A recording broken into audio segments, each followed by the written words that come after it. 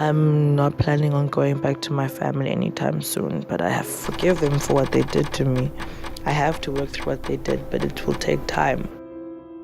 Both my parents have been alcoholics for as long as I can remember, and from a young age.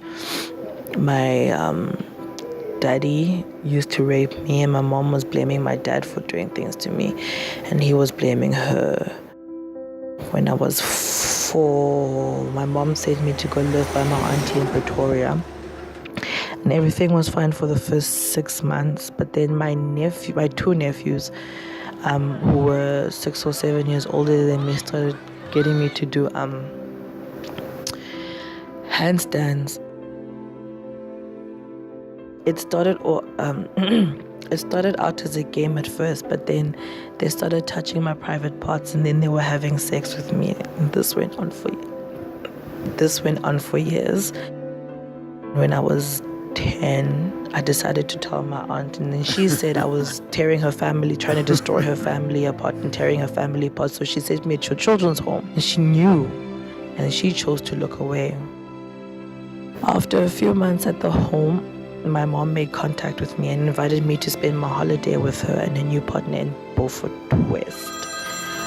I was excited that she wanted me to live with her. But my mom was still drinking a lot at that time, and eventually I had to decide whether I was going to stay in school or not. And I dropped out of school because my mother could not afford to pay my school fees and her alcohol.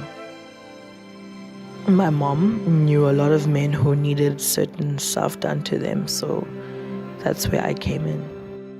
My mom sold me for sex, and sometimes she would sit in to see that I would not try anything to get away from it, and if I did, I would get beaten up.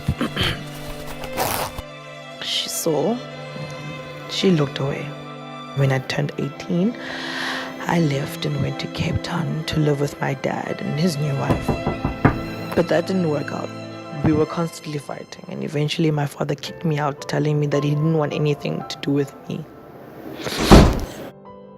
I had nowhere to go, and I ended up living on Bloberg Strand, and this is when I decided to get help from The Haven.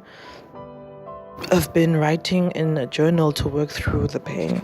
Sometimes I write letters of encouragement to my younger self, but I didn't choose this life. It was not my fault. I wanted to get a degree in early childhood development so I can help other children, and I hope one day I will find a place of my own, live independently, and build a new life for myself.